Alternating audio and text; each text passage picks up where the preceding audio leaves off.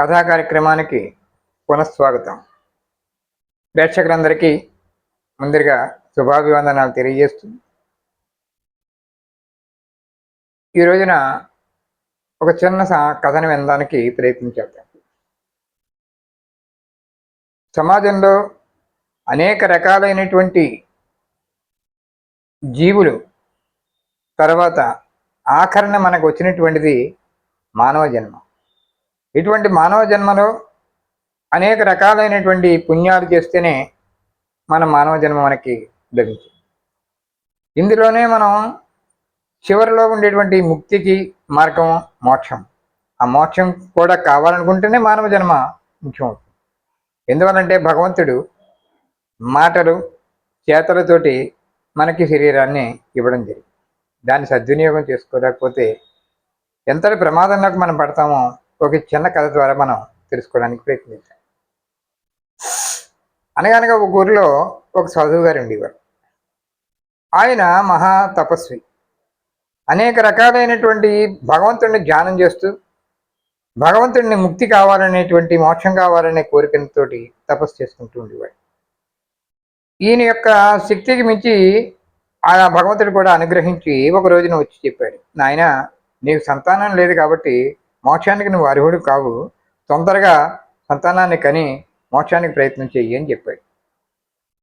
ఆహా అలాగా అని అనుకుని అతను తన శిష్యుడితో కలిసి ఆలోచించాడు. అతి తొందరగా ఎక్కువ మంది సంతానాన్ని కలిగినటువంటి ప్రాణి ఏది ఉంది అని ఆలోచించాడు. అదే వరాహము. మనం తెలుగులో దాన్ని పంది అంటాం. ఆ యొక్క జంతువు తొందరగా ఎక్కువ మంది పిల్లల్ని కనడానికి దానికి అవకాశం ఉంది.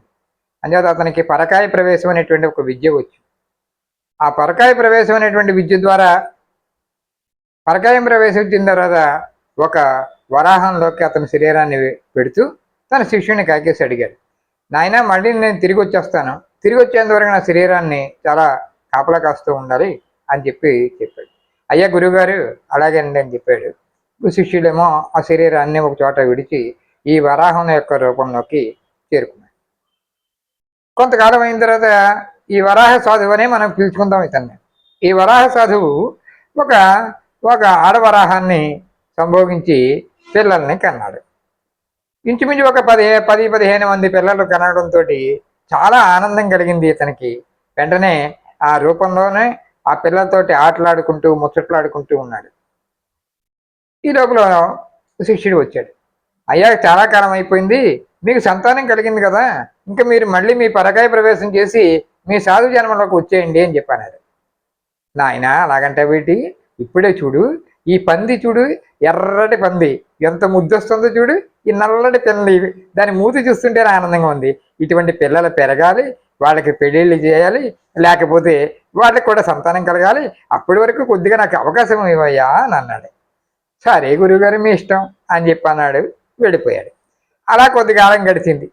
కొద్దికాలం గడిచిన తర్వాత ఆ పిల్లలకి పిల్లలు పుట్టే మనవలు ముని మనవరాలు ఉంటుంటామే, అలాంటి స్థాయిలోకి ఆ సాధువు ఎదిగిపోయాడు. మళ్ళీ శిష్యుడు కొన్నాడిపోయిన తర్వాత మళ్ళీ వచ్చాడు. తీరా చేస్తే ఈ వరాహ సాధువు మునిమనవులతోటి వాడి యొక్కడితోటి ఆనందంతో అక్కడే ఉండేడు ఒక పెద్ద మురికి కూపంలో ఆ మురికి గుంటలో దొల్లుతూ ఆ పిల్లలతో ఆటలాడుకుంటూ ఆనందంగా జీవిస్తున్నాడు. వెంటనే ఆ శిష్యుడు వచ్చి అన్నాడు, అయ్యా గురుగారు టైం అయిపోయింది, మీరు ఇంక వచ్చేయండి, అయిపోయింది మీ యొక్క మోక్షానికి రండి అన్నట్ట. చూడు నాయన ఇప్పుడే ఈ పిల్లలు పుట్టాయి, వీటితో మనవలు అంటే నాకు ఎంతో ఆనందంగా ఉంది, ఈ పంది యొక్క అది ఈ మనవలు ఈ పిల్లలు చూస్తుంటే ముద్దొస్తుంది అని చెప్పి అని అన్నాడు. ఈ గురువుగారికి ఇంకెలా చెప్తే లాభం లేదని చెప్పేసి ఒక మంత్రించిన జలాన్ని పట్టుకొచ్చి ఆ వరాహ సాధువు మీద జల్లాడు. వెంటనే వరాహ సాధువు మళ్ళీ సాధువుగా మారిపోయాడు. పరకాయ ప్రవేశం చేసి బయటకు వచ్చాడు. అప్పుడు గట్టి మించి చూసేట ఆ గట్టు మీద ఉన్నటువంటి చూస్తే తాను ఇంతవరకు ఏ బురదలో పడి తెల్లాడు, ఆ మనవనేమిటి, ఆ పిల్లులేమిటి, ఆ పంది ఏమిటి, ఆ మురికి కోపం ఏమిటి, ఆ వాసన చూస్తూనే దుర్గంధమైనటువంటి ఈ చెరువులోనా నేను ఎంతకాలం జీవించాను, ఇదేనా నా జీవితం అని అనుకునే తప్పు తెలుసుకొని తర్వాత భగవంతుడి దగ్గరికి వెళ్ళి తన యొక్క మోక్షానికి మార్గానికి సుగమం చేసుకున్నాడు. ఇది సాధువు యొక్క కథ. కొంతమంది ఈ జీవితం అంటేనే ఒక లలాటం పెట్టుకుని ఇదే జీవితం అని అనుకుంటున్నారు. కానీ ఇది కాదు శాశ్వతం అని మనకు చెప్పడానికి చక్కగా వైకుంఠపాళి అనేటువంటి కథ ద్వారా కూడా మనం తర్వాత తెలుసుకుందాం, ప్రయత్నం చేద్దాం. ధన్యవాదాలు.